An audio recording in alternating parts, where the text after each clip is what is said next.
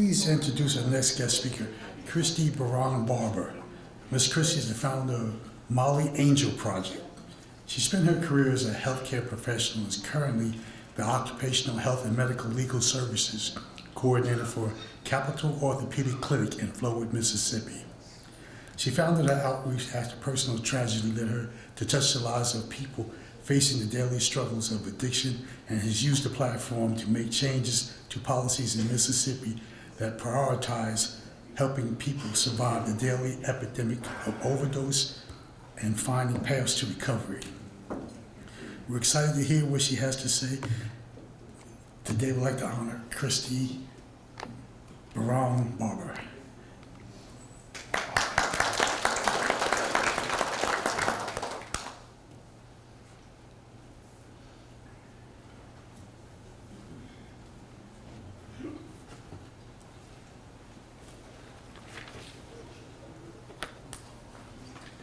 Thank you all so much for having me, and I want to go ahead and apologize up front for the voice, but Mississippi allergies have hit me hard this year. I'm honored to be here. I really appreciate this opportunity. As he said, my name is Christi Berrong-Barber. I am, by career, I've been in healthcare for 26 years. Started out with long-term care, and now I'm the Occupational Health and Medical Legal Services Coordinator at Capital Ortho. I am a wife and a family member and all the things, but most importantly, I am the mother of a heroin addict. When Chance's addiction began, I was terrified. I had things prepared. I was gonna go through, statistics, and I do have some of those, but just to be a little more organic about this, I had no idea what to do. I didn't know who to turn to. I didn't know where to find answers. And so I decided to change that. So Chance, first of all, I'll give you some background. Chance is probably the smartest kid I've ever known. He's a smart kid, dumb as a sack of rocks most days. And anyone with teenagers knows what I'm talking about. But Chance graduated from high school early. We were very fortunate. He was in private school. He was a football star. He made a 26 on his ACT. He did all the things of an all-American kid. And by his 17th birthday, he was in full-blown active heroin addiction. We've chased him all over the country. We've done all the things. And I remember being so scared that the people I worked with every day would find out, because the stigma and the image of addiction is what I always believed it to be. Bad people do drugs, good people don't.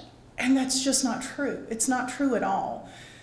So I remember the day that everything changed for me.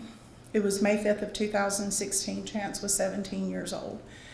And I was the clinical administrator for one of the internal medicine groups at a hospital in Jackson. I was in my office, and my office door opened, and standing in the doorway was my direct manager, one of the doctors that I worked with and respected tremendously, and two of our nurses.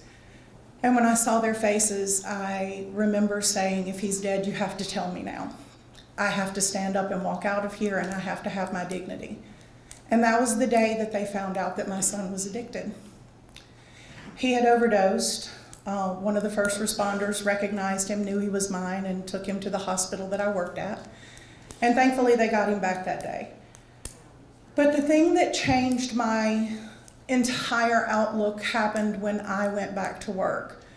An officer had come to drive me to the main hospital. They didn't want me to drive. We weren't sure what was going to happen. So my husband met me there, and when he took me back to get my car, one of the doctors that I worked with, we are friends to this day, walked in my office and said, "Why haven't you told me?" I said, "Well, because that's home and this is work. That doesn't have a place here." And he handed me a prescription of Narcan. And I thanked him. He said, "I hope you never have to use it, but if you need it, I want you to help your boy." So I thanked him, held it for a couple of days, and I went to the pharmacy. Knew the pharmacist. I walked up, handed him the prescription, paid my $100, and got Narcan. I went home and I realized that I knew how to use it. I knew how to recognize if my son was having an overdose, and I knew what to do in that instance. And something clicked in me that said, but I'm probably the only one. How many other parents in need who want to save their children have access to the same things I have access to? And they didn't at that time. So I decided that day that I was going to change that. So the first thing was the Good Samaritan law. We've expanded that.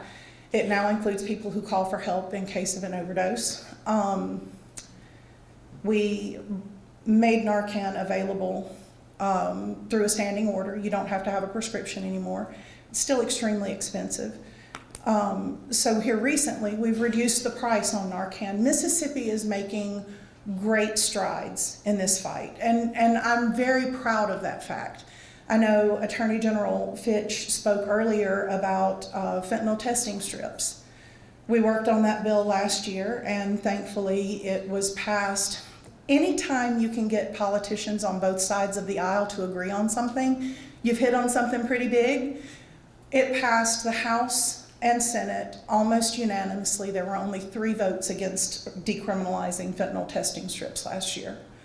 So fentanyl testing strips are now available. So we've done great things in this state. The state as a whole has made huge strides in making a health-centered approach to addiction available to people. But not everyone is aware of the ways to get that and the things to do. A lot of times when I speak at things like this, it's more of a question and answer. So I tried to think of the questions I've been asked, because I'm here to talk to you about Narcan and the importance of carrying it, how to get it, where it is, what to do, when it's safe, all of those things. So first of all, a little bit about the opiate crisis. In 2017, between 2017 and 2019, the percentage of deadly doses of fentanyl in what we call an artificial pill, a pressed pill, something that you would buy on the streets. The amount of deadly doses of fentanyl in one pill of this substance you purchase on the streets went from less than 7% in 2017 to now more than 60% of pills that are confiscated, that are found, more than 60% of those contain a deadly amount of fentanyl. I made mistakes when I was a kid. I think we all did stupid things when we were in college and in high school, but the mistakes I made couldn't have killed me in one shot. I mean, maybe, but for the most part. The things that our children are doing now and the things that they are exposed to now are deadly, and there is no other way to describe that. There is nothing else you can say about it. The things that they are doing now can kill them.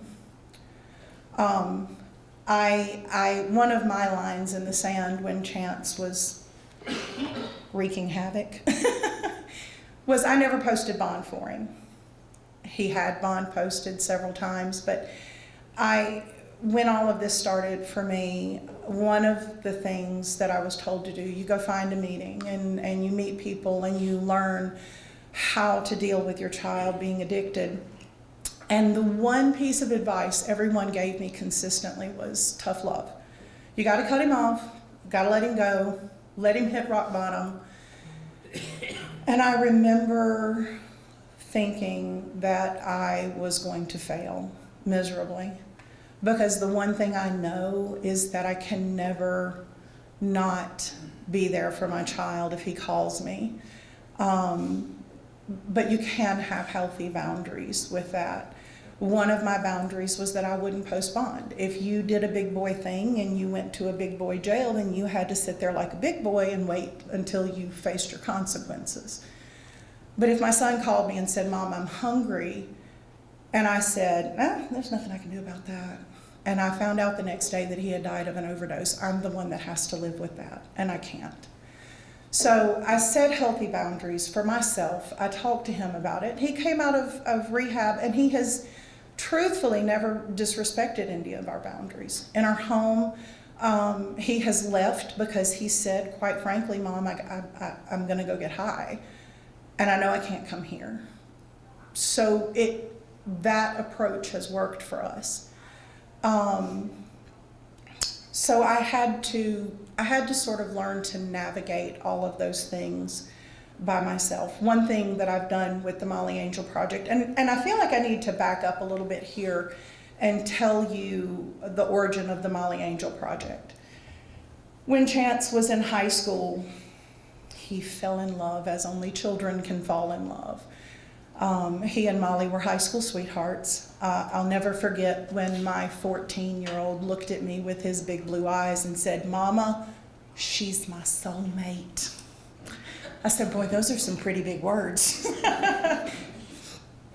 But he loved Molly dearly. And as both of them dealt with addiction, and as their addictions progressed, we all realized that as much as they loved each other and as much as we loved them, they were not good for one another. But, at some point, there's nothing you can do but watch the train wreck happen. Chance was arrested in December of 2018, and Molly died of a fentanyl overdose in November of 2019. When I told Chance that I was going to find a way to get Narcan into the hands of people and families who needed it, he said pretty quietly, he said, Mama, I'm just asking you to do it in Molly's honor. So the Molly Angel Project was born. Her name was Molly Angel Morrison. And I asked her grandmother one time, I said, what would Molly want me to say? What would Molly want people to know? And without hesitation, and I agree with her completely, is that people who are addicted deserve to be loved. And they feel worthless most of the time. They feel like there is nothing they can do to make up for the damage that they've done. And they just need to know that they're loved. So part of what I wanted to do with the Molly Angel Project, in fact, when I started, all I wanted to do was let these kids know that they were loved. Let their parents know that they weren't alone. I've sat in courtrooms with parents because their child had been arrested and they didn't know what to do, and they didn't know who to call, and they didn't know what was going to happen, and they just needed someone to sit there and hold their hand. And sometimes just that small thing is enough to make a huge impact in someone's life. So that's the birth of the Molly Angel Project. I've been very fortunate. We've been able to make a lot of changes. I say we. When I say we, I mean Mississippi as a whole, because none of this has been a me thing. All of this has been a lot of people who realized that the face of addiction is not what we thought it was from the TV from the 1980s. I remember thinking that heroin wasn't even a real thing here. No, heroin doesn't exist here. That's something you see on TV. That's Motley Crue. You got this all wrong. But I had to face the reality that my 17-year-old child could walk out of our front door in small town Mississippi and buy it at his private school.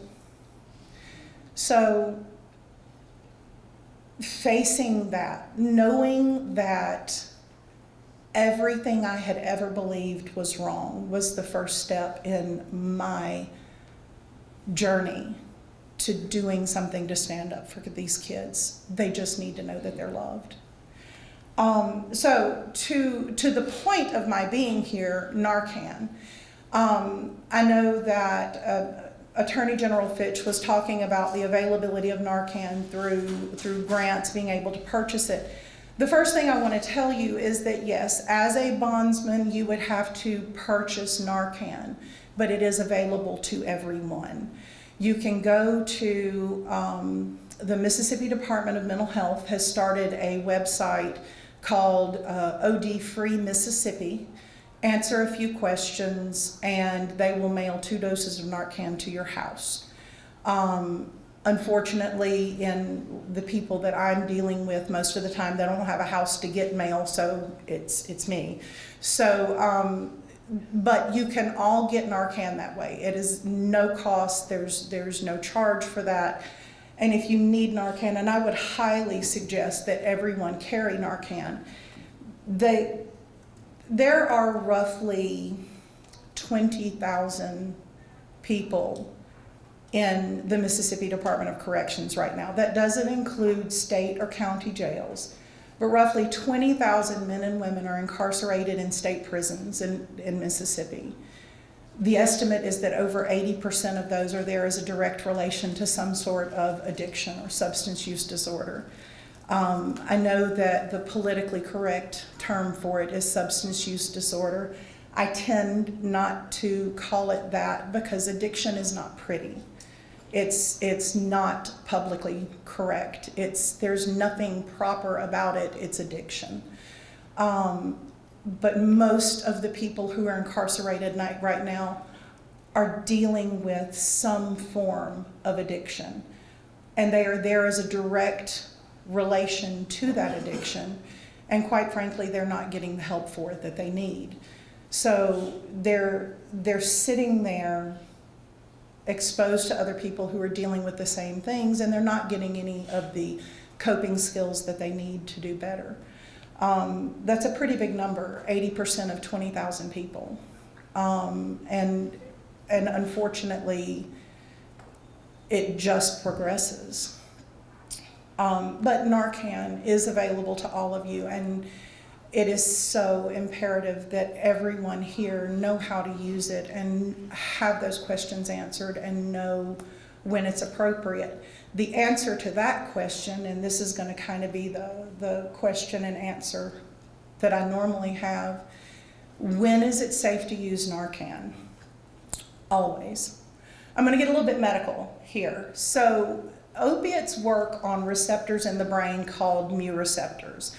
And that receptor is the thing that says we're going to feel really, really good, and we're not worried about all the extra stuff like breathing. An opiate overdose is essentially respiratory distress. It is a respiratory failure. Their bodies forget to breathe. It's that simple. There are times that you go into cardiac arrest and things like that. Narcan, naloxone, does one thing only. It attaches to those same receptors in the brain, and it is stronger than the opiate. So it just detaches the opiate from the brain, and that's why when you've ever seen someone Narcan, or if you've seen it on TV, they suddenly gasp and they are awake. That's what that does. The flipped side to that is that the half-life of Narcan is less than the half-life of the opiate. So depending on how much of the opiate that person has in their systems, they are very likely to overdose again once it wears off. That is a very real possibility. I don't have to stress this to all of you as much, I'm sure, but to a lot of the kids that I'm dealing with, I have to make them promise they're going to call for help. They don't want to. They're afraid of what's going to happen to them, which was why we expanded the Good Samaritan law to include people who call in case of an overdose emergency. They are now protected under the Good Samaritan law, so it is safer for them to call for help. But that's one of the reasons it's so important. The other reason, and I saw you have a question, one of the other reasons it's so important to call for emergency services is when you take a heroin addict's high away, they are not real happy with you. It doesn't always go well. So they're going to be angry, and you're going to kind of have to deal with that. And I'll get into what that looks like. Yes, sir? How long do it take the Narcan to wear? To wear off, it depends on how much of the opiate they have in their system. Generally, you've got 15 to 20 minutes that the Narcan is going to work well, but an opiate will typically last an hour or two. Now, the opiate will consistently decrease in the system. So, like I said, depending on how much they have in their system, by the time the Narcan wears off, it may be at a safe level for them, and they'll feel the effect of the opiate again, but they might not actually overdose again. They won't go back under. I always recommend, if possible, having 2 doses with you. If you're in the Hinds County area, which is where I do most of my work, you don't know that emergency services are going to get there within that 15 to 20 minutes. One of the overdoses that my son went through, he was Narcan 5 times before it was safe for him to be without, and they had to start a drip where it was just going constantly into him. So it's very dependent upon the situation, upon the person. And of course, someone who's been addicted for a very long time is going to have a higher tolerance of that opiate, so they're going to have more of it in their system because they've been doing it longer. Does that answer your question? Does that help some? It's terrifying. I know, it really is. It is absolutely terrifying. So the original question, when is it safe to use Narcan? It's always safe. If you see someone unconscious and you administer Narcan, if they're having a stroke, you've done nothing. You haven't hurt them, you haven't helped them, but you certainly haven't done anything harmful. Yes, sir? Does it have an expiration? So technically there is a 5-year expiration because the FDA does require an expiration date listed on the packaging. Studies have shown that it is effective for up to 10 years past that expiration date. It is a very, very shelf-stable medication, and it's a very simple administration. I have some, I don't have a whole lot, but I do have some Narcan here available today for anyone who'd like a dose. But it's a nasal spray. It's one and done. You open the package, place it in the nose, push the plunger, and let it do its thing. It is shelf stable. It's very temperature stable. It's stable basically above freezing and below boiling. You're not going to damage it by leaving it in your car. The kit that I have here today is just a simple, it's like a ball game insulated tote bag that I got at a local store. That insulation is plenty to make it safe for me to leave that kit in my car year round. And I always have it with me. So it's very shelf stable. So back to administration, it's administered through a nasal spray. The nasal spray was a huge step in the right direction for Narcan because at one point it was like an EpiPen, and that's what scared everybody. They were going to have to give a shot. But now it is a nasal spray. It is just as effective. It's absorbed through the blood vessels in the nasal cavity. So it's very, very easy to use. It's very simple to use. The shelf stable, I'm trying to think of all the questions.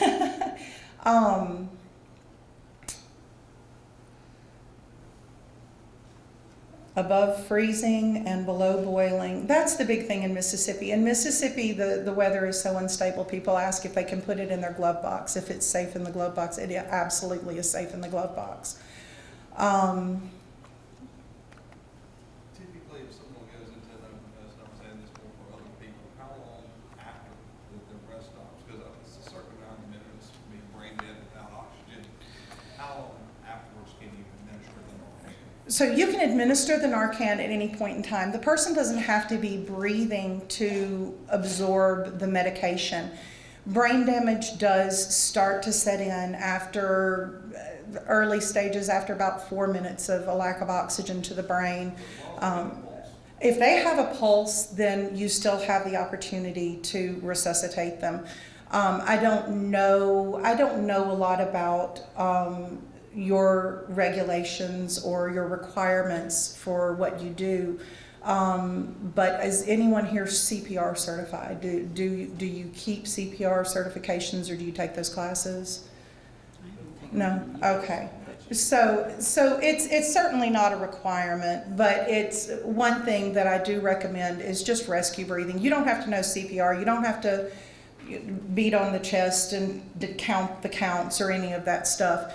But if you have someone who's overdosing, they are in respiratory failure, you've administered Narcan and they're having trouble sort of getting that first breath, you can give rescue breaths. Just put your mouth over theirs, pinch their nose, and breathe deeply into their lungs a time or two, and sometimes that'll kickstart that back up. It's not something you have to be certified for. There's not a lot of rules to it. I do also recommend, I think everyone recommends, that one thing you should do is after you've administered it, I would recommend that you roll the person onto their side, because it starts to get ugly. They go into that immediate withdrawal. They start to vomit. I'm sorry if anyone doesn't like that word, but it can be very ugly. It can look like a war scene. So the other thing that we've done recently is we've decriminalized fentanyl testing strips, and I do have those available as well.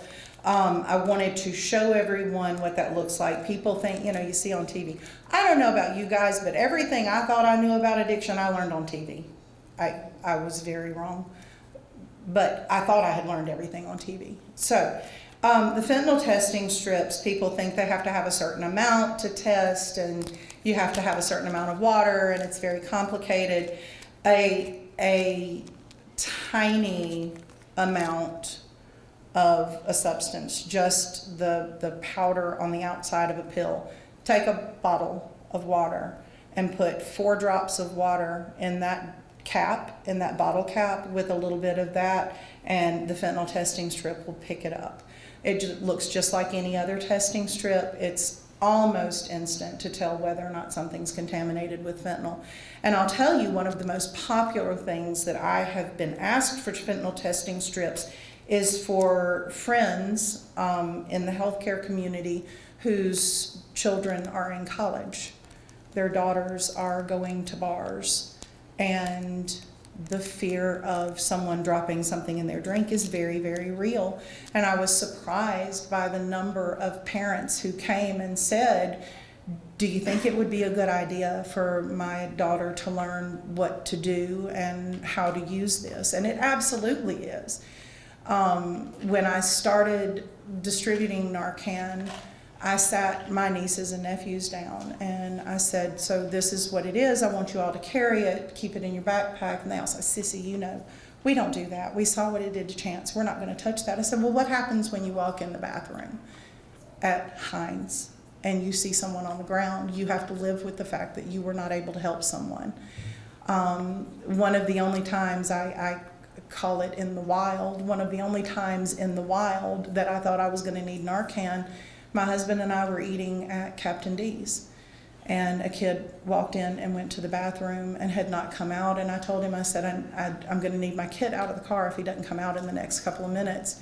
And he was using the bathroom. Thankfully, he did not overdose, but you never know. In your line of work, you are much more likely to come across someone who is in distress and who needs help, probably immediately.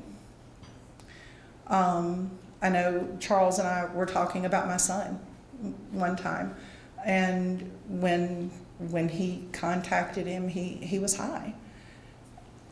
What do you do? Like, at that time, there wasn't a whole lot anyone could do.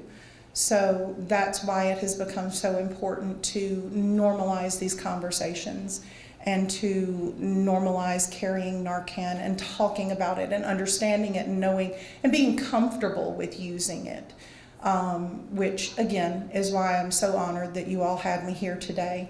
Are there any other questions about Narcan or fentanyl testing? Yes, sir. I think I missed the website you said you go on. It's called OD Free Mississippi. The whole word? OD Free Mississippi. Yes, sir. And if you Google Narcan in Mississippi, it comes up as a search result. When they started that website, I sat down with them because the intention was, we're going to route everyone through the website. It's no questions asked. And they were going to make it more difficult for people like myself to distribute Narcan in the streets. And I told them, you're cutting off your nose to spite your face. I'm pretty sure anyone in this room is perfectly comfortable going on a government website and putting in their name and their birth date and an address to have it mailed to and answering the basic questions. But the kids that I'm dealing with are not. A lot of times I don't even know their government name. I just know what they tell me they're called. And a lot of my kids don't have addresses to mail it to. So it is a fantastic resource for all of us. It's a great, and I have utilized it myself. When I was running low on Narcan and I needed some to take to someone, I requested it, it was mailed to my house, and I got it to the young lady who called me. There are a few questions. It's a very quick process, and I think I had it within 48 hours. So it's a really quick delivery. Any other questions?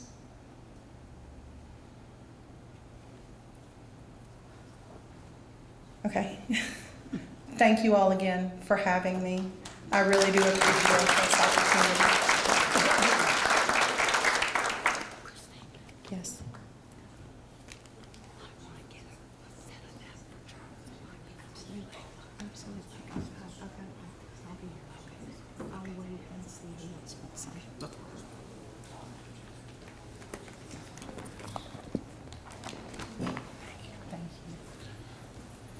Just to touch on that a little bit, I actually knew her son very well. Matter of fact, several of us in this room have. We knew Molly too. Matter of fact, a couple of us tried to get Molly help right before she passed away.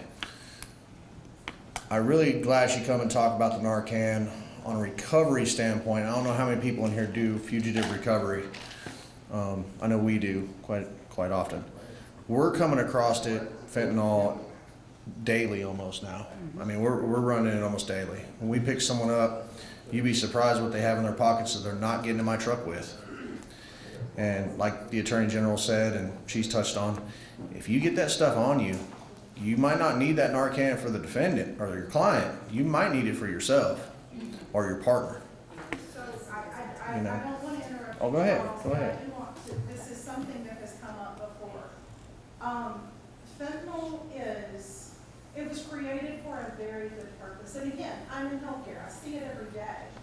Fentanyl was developed as an end-of-life drug. If someone is in the active dying process and they are on hospice, we're not allowed to do any invasive treatment on that person. We cannot give them an injection. We cannot start an IV. So if that person isn't able to swallow a pill, which most of the time they are not, they have no way to have pain control. Fentanyl was developed as a chemical opiate specifically to be absorbed through the skin. So it absolutely can be absorbed if you touch it. It's less likely than ingesting it. The artificial types that are out on the streets right now are not formulated exactly the same, but it can be absorbed if you touch it. It is that dangerous. And people ask, one of the most common questions I get asked is, don't I think I'm just making it easier for addicts to be addicted? And that's not the case. The only person who can reach recovery is somebody who's liable. And the other question is, why does it even exist? Why did the medical community put this out there? It was done for a very good reason. It's one of those necessary evils, but it is that dangerous on the streets. Absolutely, it's everywhere. Like I said, we're running into it. When I first got into bail, it seemed like, for the most part, meth was the biggest problem. I mean, and most of us know that's what we run into is just meth heads and meth and whatever. Shortly thereafter that, it turned into pills. Pills was the biggest problem. Now, I mean, pills got to be pretty rampant. Now it is, I mean, it's fentanyl and heroin. That's what we're seeing all the time. Of course, there again, we're mainly working in Hinds County, Jackson County, which I know, I know it's everywhere. If you go from Memphis to New Orleans, it's everywhere in between. I mean, that's the Love Highway, they call it. So all I can say is if you guys are out doing recovery and you're picking people up or, please be careful reaching in pockets and grabbing things. That might not be crack you're grabbing a hold of is what I'm telling you. And you don't know what's on the outside of that bag. You don't know. We've now reached a point where, I almost got to where I'm like, what's in your pocket? Well, I got some. Well, all right, pull it out of your pocket, man. I ain't reaching in that pocket. You can pull it out. So get you some Narcan, learn how to use it. We're definitely gonna get Narcan and learn how to use it and keep it in your kit for, like I said, not only, you know, your client, because there again, we don't want no one to die, we're taking to jail anyway. I mean, nobody wants nobody to die, period. But I don't want her to get accidentally exposed and me be standing there going, uh-oh, what do we do now? Or, you know, vice versa. So you might need it for yourself or your crew as well. So definitely that's something for everyone just to take into thought. We're gonna take about a 5-minute break. We're gonna try and do this quick. We're gonna take about a 5-minute break. We gotta do some election tallying, and then we're gonna do raffles and all that fun stuff, and then you guys will be free to go, you know, get your gamble on. But the only thing is now there's a rule with the Golden Moon, in case you guys didn't know. If you win over $1,000, you have to split it with the president. So, I mean, I'm just saying, if it's under 1,000, it's fine, that's cool. But if it's over 1,000, we gotta talk about negotiations. I don't need no help from you back there. You just, I'll tell you what, if you went over 500, you give me a call, we'll sort it out. See y'all shortly. Before you guys go to break, if you guys need Narcan, we've got, Hang on one second.